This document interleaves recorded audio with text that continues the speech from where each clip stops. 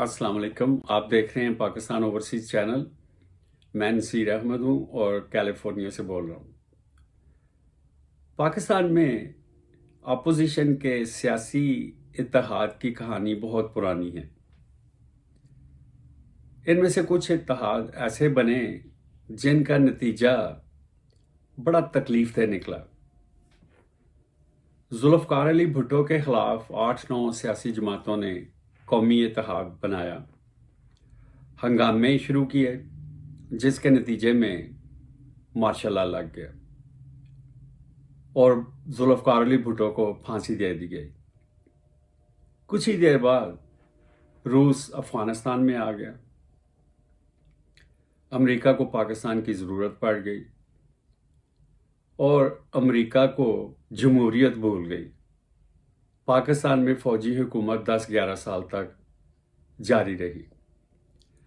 اگر اس دور میں فوجی حکومت کی بجائے بھٹو کی حکومت ہوتی تو جس طرح امریکہ کو پاکستان کی ضرورت پیش آ گئی، بھٹو شاید پاکستان کے لیے بہترین فوائد حاصل کر سکتا. لیکن ایسا ہو نہ سکا. ضیاء الحق کی ہلاکت کے بعد پاکستان میں سویلین حکومت آ گئی اور پھر وہ سویلین حکومتیں چلتی رہیں اور پھر فوجی حکومت آ گئی. پاکستان کے ساتھ ہی ایسے ہوتا ہے. پھر اچانک امریکہ میں کچھ ایسا ہوا کہ نیو یارک میں کچھ بلڈنگز گر گئیں جہازوں کے ٹکرانے سے اور امریکہ کو پھر پاکستان کی ضرورت پیش آ گئی. پھر جمہوریت بھول گئی. پھر فوجی حکومت 10 سال جاری رہی اور پھر اس کے بعد سویلین حکومتیں آئیں.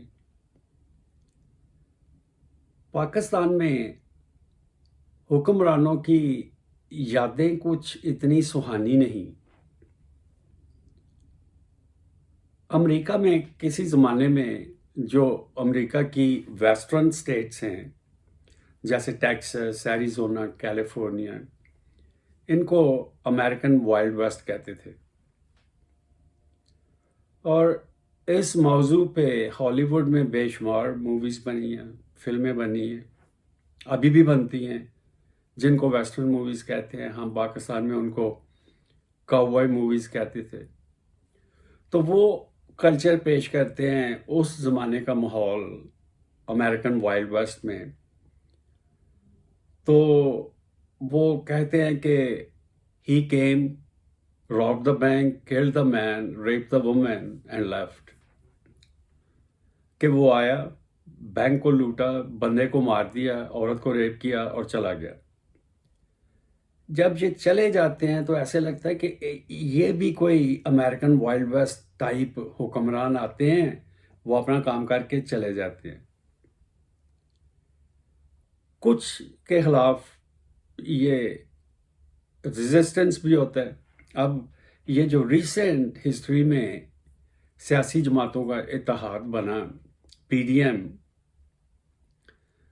تو بہت سے لوگ ان سے بہت سی امیدیں وابستہ کر بیٹھے کہ یہ ان کو جو نفرت تھی موجودہ حکومت سے، وہ ان کا خیال تھا کہ اب یہ ختم ہو جائے گی. طاہر فضل الرحمان اس کا سربراہ بن گیا. طاہر کو تو ویسے ہی نفرت تھی اس حکومت سے، وہ تو غصے میں تھا. وہ 3 سال سے لنگوٹ پہن کے پھر رہا ہے، میدان بھی تیار کیے ہیں، لیکن اس کا کوئی داؤ نہیں چلا ابھی تک. 11 سیاسی جماعتوں کا اتحاد، ہر جماعت کا اپنا منشور ہے، لیکن ایک مشترکہ منشور تھا کہ اس حکومت سے جان چھڑانی ہے. جب وہ کامیاب نہ ہو سکے تو وہ کہنے لگے کہ ان کو فوج کی سپورٹ ہے، وہ نہیں یہ کام ہونے دیتے. اور کچھ لوگ یہ بھی کہنا شروع ہو گئے کہ فوج سیاست میں مداخلت کرتی ہے، اسٹیبلشمنٹ کا سیاست میں انفلوئنس ہے۔ بڑی عجیب سی بات ہے کہ کچھ لوگوں کو اب پتہ چلا اس بات کا۔ میں نے تو جب سے ہوش سنبھالا ہے مجھے آلریڈی اس بات کا پتہ ہے، یہ کوئی نئی بات نہیں، مجھے تو آلریڈی پتہ ہے۔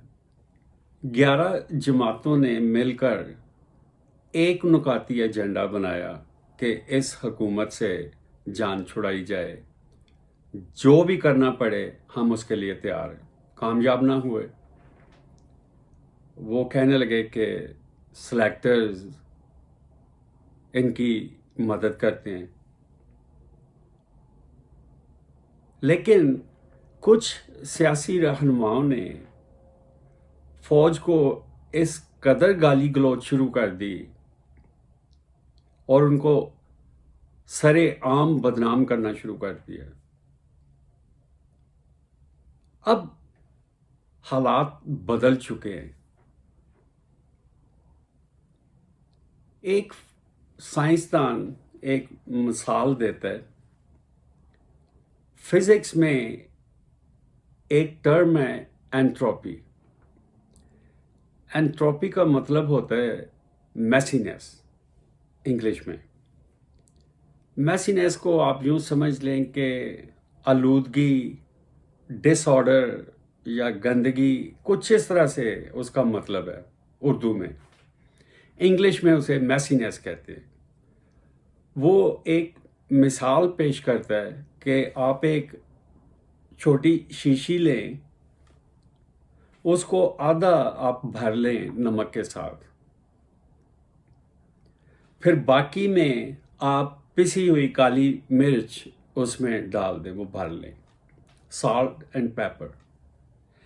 جس جگہ پہ سالٹ اور پیپر آپس میں ملتے ہیں اس جگہ کو اسٹیٹ آف میسینس کہتے ہیں کہ وہاں پہ آلودگی ہے، ڈس آرڈر ہے، وہاں پہ میسینس ہے۔ اب آپ اس شیشی کو پکڑ کے شیک کر دیں، اس کو سارا مکس کر دیں۔ اب جو وہ میسینس ہے نا، اینٹروپی جو ہے نا، وہ اپنی ہائیسٹ پہ، میکسیمم، وہ یہ کہتا ہے کہ اب آپ کچھ بھی کر لیں، آپ اس کے کانٹینٹس کو اوریجنل پوزیشن پہ کبھی بھی نہیں لا سکتے، کیونکہ آپ نے وہ جو انٹروپی ہے اس کو ہائیسٹ پہ کر دیا۔ انہوں نے، سیاستدانوں نے،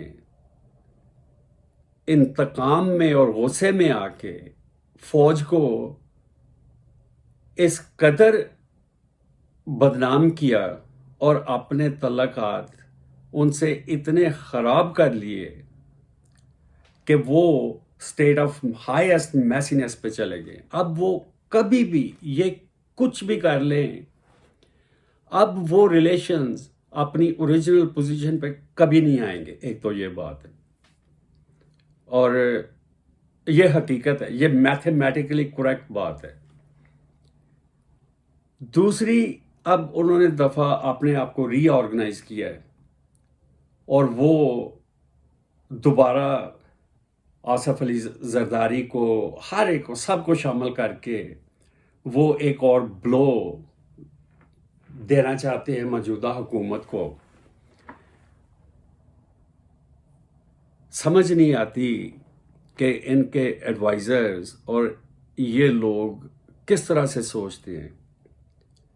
اب تو وہ موقع بھی نہیں کہ یہ اس طرح کی کوئی موو کریں اور ان کے حق میں کچھ نتائج آئیں۔ اب بات یہ ہے کہ جب یہ تحریک عدم اعتماد پیش کریں گے تو اس کے دو ہی پاسبل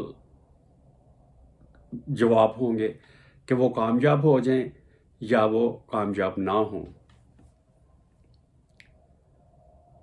اگر وہ کامیاب نہیں ہوتے تو عمران خان کو اس کا فائدہ پہنچے گا، اس کے دشمن ناکام ہوئے۔ اور اگر یہ کامیاب ہو جاتے ہیں تو عمران خان کو اس کا بے انتہا فائدہ پہنچے گا۔ وہ اپنے آپ کو ری آرگنائز کرے گا۔ وہ آپ نے ایک مثال سنی ہوگی انگلش کی، ٹرائی اگین۔ وہ ایک اسکاٹ لینڈ کا بادشاہ تھا، تو رابرٹ بروس وہ غار میں چھپ گیا شکست کھا کے، تو اس نے ایک اسپائڈر کو دیکھا کہ وہ دیوار پہ چڑھتا ہے گرتا ہے، چڑھتا ہے گرتا ہے، آخر کار وہ چڑھ جاتا ہے۔ تو وہ اسپائڈر سے سبق سیکھ کے کہ اسپائڈر نے ہار نہیں مانی تو میں کیوں ہار مان کے تو چھپ گیا ہوں، وہ باہر نکلا، ری آرگنائز کیا، اور وہ اس نے فتح کر لیا، چھا گیا۔ عمران خان کو تو ری آرگنائز کرنے کا موقع مل جائے گا۔ جو بلیک میلنگ ہو رہی ہے اس کو نجات مل جائے گی، بے شمار پرابلم سے اس کو نجات مل جائے گی۔ اپوزیشن تحریک عدم اعتماد جیت کے مصیبت میں پھنس جائے گی۔ ان کا اصل ان کی ٹف ٹائم شروع ہوگا جیتنے کے بعد۔ دنیا کے جو حالات ہیں، مہنگائی تو ابھی ختم نہیں ہونی، گیس پرائسز جو ہیں وہ $150 پر بیرل جا سکتی ہیں، گندم مہنگی ہوگی، یہ حالات ابھی کنٹرول میں نہیں آئیں گے۔ اپوزیشن کو محتاط رہنے کی ضرورت ہے، کہیں ایسا تو نہیں ان کے بقول فوج سیاست میں مداخلت کرتی ہے، کہیں ایسا تو نہیں ان کے ساتھ ہو رہا کہ کوئی ان کو جتوانے کی کوشش کر رہا ہے کہ وہ کامیاب ہو جائیں، ان کی کامیابی کے بعد ان کی اصل ناکامی شروع ہوگی۔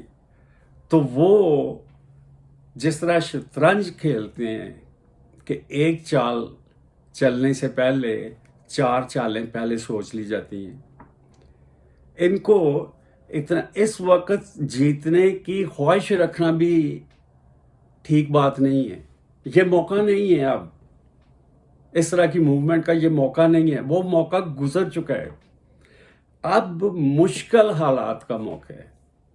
تو اپوزیشن کو محتاط رہنے کی ضرورت ہے، اور یہ بھی جاننے کی ضرورت ہے کہ اگر وہ سمجھتے ہیں کہ کسی نے کسی کے سر سے ہاتھ اٹھا لیا ہے تو یہ ان کے ساتھ کوئی اور ٹرک تو نہیں کھیلا جا رہا، یہ سوچنے کی ضرورت ہے۔ پہلی دفعہ پی ڈی ایم نے کوشش کی، کامیاب نہ ہوئی، اور پھر آہستہ آہستہ ان کا پی ڈی ایم ہونا شروع ہو گیا، اور پھر پی ڈی ایم ہو گیا۔ میں جن دنوں پنجاب یونیورسٹی میں تھا تو دوسرے ڈپارٹمنٹس کے لوگ بھی میرے دوست تھے۔